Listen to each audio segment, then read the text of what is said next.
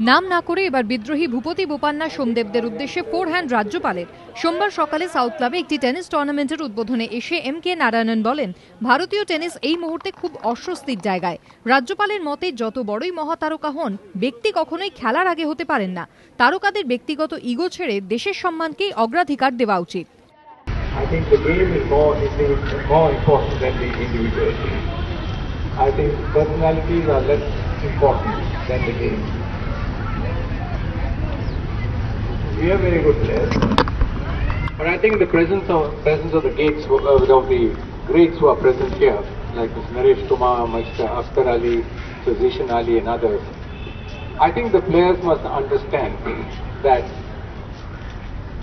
however bad the administration of tennis is in this country, they should not allow their egos to let the country down.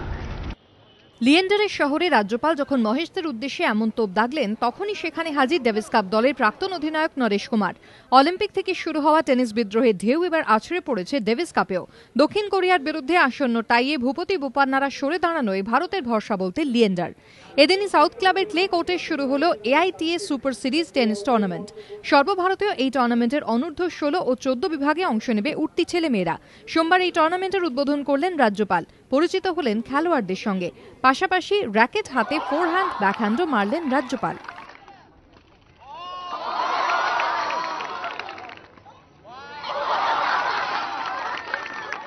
যাওয়ার আগে রাজ্যপাল বলে গেলেন, তরুণ প্রতিভাদের টেনিসে উৎসাহ দিতে আরও সদর্থক ভূমিকা নিতে হবে সরকারকে। প্রদীপ্ত গোস্বামীর রিপোর্ট, এবিপি আনন্দ, কলকাতা।